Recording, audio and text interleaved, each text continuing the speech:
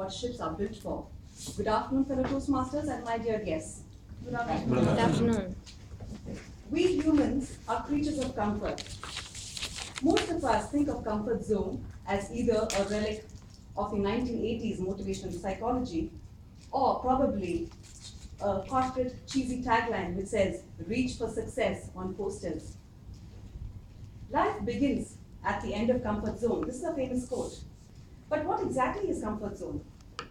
A comfort zone, according to psychology, is a place where we feel neutral and natural, a place where we are at ease, where our stress and anxiety is at minimal, a place where there is a sense of familiarity, certainty, and also a sense of security, and what we call a home for us.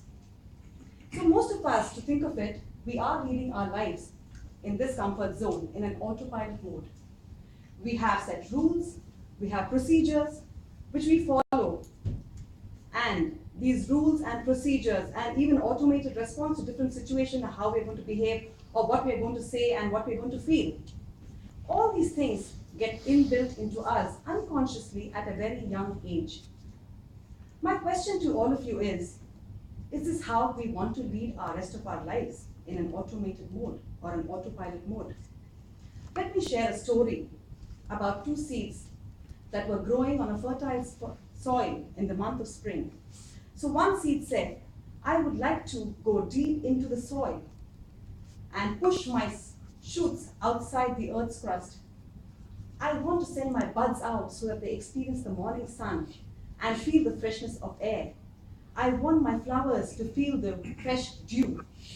And so this flower blossomed and bloomed, and it enjoyed its presence on earth. There was another seed next to it which was growing, and that seed said, if I send my roots deep into the earth, I'm afraid it's dark. If I send my shoots above the earth's crust, I may damage my tender sprouts. And if I bud, probably a snail is going to come and eat me up. Or even if I bloom into a beautiful flower, then a small child may think I'm beautiful and just pluck me away from the ground. And so the seed decided to stay on the ground until an appropriate time for ready to bloom. And it just waited. It so happened the next day, a yard hen came looking for food on that very fertile soil. It saw this waiting seed and it said, I'm hungry, and it promptly ate it up. So thus, if we don't take risk and if we don't grow, we are going to get swallowed by life. So in today's fast-moving and ever-changing world, one has to take risk in order to achieve success. One has to break out and come out of that comfort zone that we have built ourselves. We have to embrace change. And otherwise, we are like the seed, will meet similar fate, get swallowed up by life. As children, we are actually natural risk takers. But somehow, as we grow into adults, because of these fear of failures or our own doubts and self-limiting beliefs, we start growing. We start limiting ourselves, not wanting to explore something new. And slowly, we start narrowing our own personality, and we lose out on experimenting and exploration within ourselves. So when I look at my own life, I've had many such experiences because of my own self-doubts, my own fears, my own anxieties, nervousness, fear of failures. I have stopped myself from growing. And I realized that only if I want to succeed and if I want to make my dreams come true, then I have to break out of this cocoon that I have built around myself. They say that when you're too comfortable, you're not productive. When you're too uncomfortable, you're not productive either. Like, have you heard of the story Goldilocks and Three Bears? We are neither too hot nor too cold. So we all have to find our middle ground. And that is important for us to grow as individuals. So let me take an example of my life. I used to be in sales and marketing, and I had a very successful career. I took a break to take care of my two kids because they were very small.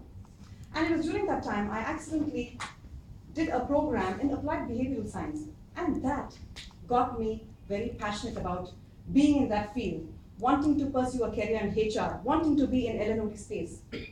And then, which meant that I have to give up a known, familiar marketing career to an unknown HR career. Few years back, I went on to do my MBA in HR. I successfully completed it with a distinction. And also today, I'm proud to be an entrepreneur and I have started my own HR consultancy firm. So to give up something known, I realized that I have discovered several innate potential in myself, which probably I would have taken several long years to discover inside of me. And also to give up something known, I realized I had created and opened up doors of opportunities, building new relationships, and also I built capability, not just in myself, and also in the others whom I am connected to or who I am interacting on a day-to-day basis. So life does begin at the end of the comfort zone. It is for us to break and step out of that comfort zone, and only then we will be able to achieve success. I would like to conclude my speech by sharing a poem which I read on the internet, which so much resonated with my thoughts and feelings. It is by an anonymous poet, but I would just like to read it out. I couldn't let my life go by watching others win. I held my breath and stepped outside and felt the change begin. I took a step with new strength I've never felt before. I kissed my comfort zone goodbye and closed and locked the door. If you're in a comfort zone, afraid to venture out, remember all winners were also in that place filled with these doubts. A step or two and words of praise can make your dreams come true. Reach out for your future with a smile as success is there for you. Over to you, Toastmaster. Thank you.